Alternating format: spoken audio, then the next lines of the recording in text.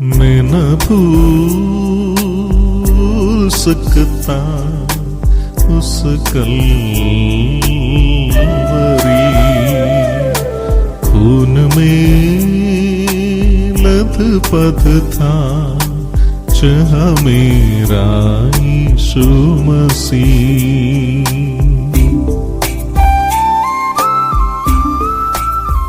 प्रभु यीशु मसीह के सर्वश्रेष्ठ नाम में आज के आराधनात्मक मनन में आप सभी प्रिय श्रोताओं का अभिवादन। आज प्रभु के दिन प्रभु को स्मरण करते हुए परमेश्वर की उपस्थिति में आकर उसकी आराधना करना हमारे लिए कितना सौभाग्य की बात है। दूसरे भजन संहिता के 12वें वचन में पवित्रात्मा भजनकार के द्वारा हमें प्रोत्साहित करता है कि हम पिता के सामने पुत्र को चूमें, अर्थात पिता के सामने पुत्र को ऊंचा उठाएं, उसके श्रेष्ठत्व का बयान करें। पुत्र को स्मरण करने के लिए दो मार्ग हैं। एक, पुराने नियम में भविष्यद्वक्ताओं के वचनों के द्वारा उसके पुत्र को देखना, उसके क्रूस के बलिदान और पुनरुत्थान को देखकर उसके जय का बयान करना, या फिर पुत्र के क्रूस के बलिदान और उसके पुनरुत्थान के द्वारा उसके विजय को देखते हुए भविष्यवाणियों को पूरा होते हुए देखना। आज हम 20वें भजन में से कुछ बातों को प्रभु यीशु मसीह के संदर्भ में देखेंगे। 20वां भजन प्रजा की एक प्रार्थना अपने राजा के लिए है कि परमेश्वर उसे अपने सामर्थ्य से विजय दिलाए। दाऊद राजा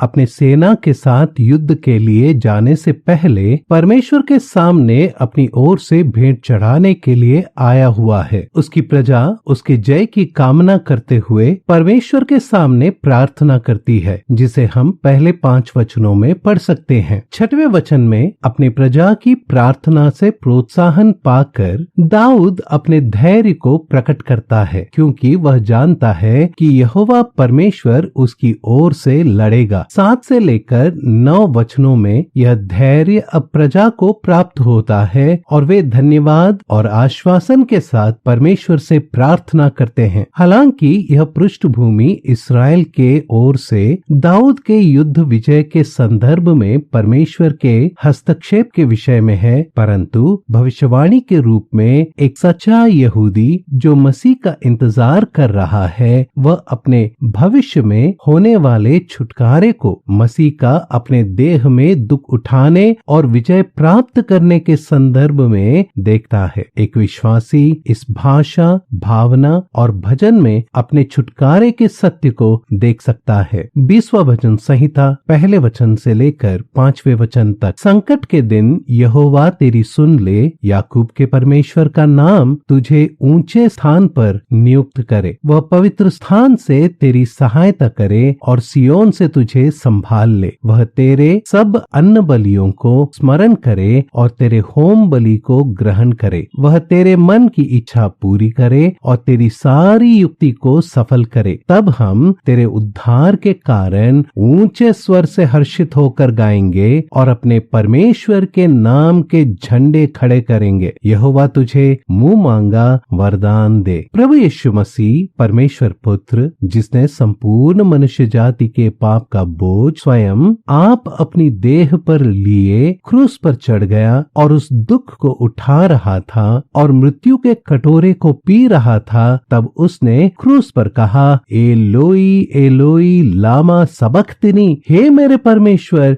परमेश्वर तूने मुझे क्यों छोड़ दिया। जो पाप से अनजान था उसी को परमेश्वर ने हमारे लिए पाप ठहराया, अर्थात पाप बलि ठहराया। उसने अपने आप को नम्र किया, दीन किया, शून्य किया और ऐसा आज्ञाकारी दास का स्वरूप धारण किया कि मृत्यु, हाँ क्रूस की मृत्यु भी सह ली, ताकि वह मृत्यु, पाप और शैतान पर विजयी हो। क्रूस के मार्ग पर क्रूस के बोझ को अकेला ही उठाकर क्रूस के दंड को अकेला ही सह लिया। कोई उसका सहायक न था, कोई उसको देखने वाला न था, उसमें कोई ऐसी सुंदरता न थी कि कोई उसे चाहता। वह तो मनुष्य सा भी नहीं जान पड़ता था। इब्रानियों को लिखी गई पत्री 5वें अध्याय के 7वें वचन में जब पुत्र ने पिता से प्रार्थना की तो पिता ने पुत्र की प्रार्थना का उत्तर भी दिया। मृतकों मृतकों में से परमेश्वर ने यीशु मसीह को जिलाया। उसका जी उठना सभी विश्वासियों के लिए पाप, मृत्यु और शैतान पर जय की आशा है। प्रभु यीशु मसीह में जो हमने उद्धार पाया है, हम प्रभु के उस जय में अति आनंदित होकर उस हर्ष से प्रभु की जय जयकार करते हैं जो वर्णन से भी बाहर है। अब विश्वासी प्रभु का झंडा फहराते हुए प्रभु के सामने आनंदित होते हैं, क्योंकि वह उन्हें जयोत्सव में लिए फिरता है। उसी में परमेश्वर की सामर्थ पर विश्वास करके जिसने उसको मरे हुओं में से जिलाया, उसके साथ हम भी जी उठे हैं। उसने हमें भी जो अपने अपराधों और अपने शरीर के खतना रहित दशा में मुर्दा थे, उसके साथ जिलाया और हमारे सब अपराधों को क्षमा किया और विधियों का वह लेख जो हमारे नाम पर और हमारे विरोध में था मिटा डाला और उसे क्रूस पर कीलों से जड़कर सामने से हटा दिया। और उसने प्रधानताओं और अधिकारों को ऊपर से उतार कर उनका खुल्लम खुल्ला तमाशा बनाया और क्रूस के द्वारा उन पर जय जयकार की ध्वनि सुनाई। आज जो उसका झंडा हमारे ऊपर फहराता है वह उसका प्रेम है। प्रियो, यहोशू जब अमालेकियों को हरा कर लौटा था, निर्गमन की पुस्तक 17वें अध्याय के 15वें वचन में हम देखते हैं कि परमेश्वर के जन मूसा ने वेदी बनाकर उसे यहोवा निसी नाम दिया, अर्थात यहोवा परमेश्वर ने अमालेकियों के नाम को मिटा देने का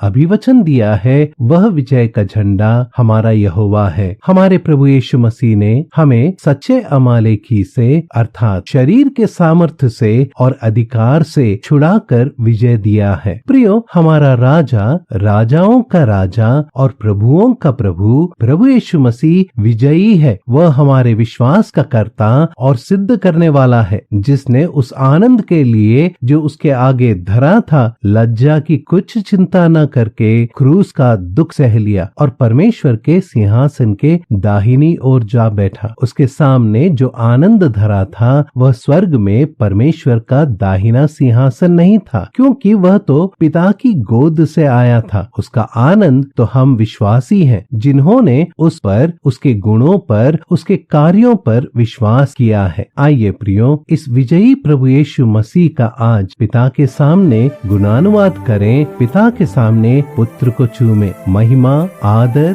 गौरव और सम्मान प्रभु यीशु मसीह के मधुर और मीठे नाम में परमेश्वर पिता को मिले। आमीन। जिसकी आज्ञा में आंधी शांत हुई, जिसकी वाणी में अंधे देख लिए, उस महान प्रभु अपनी जान को मेरे खातिर कुर्बान किया।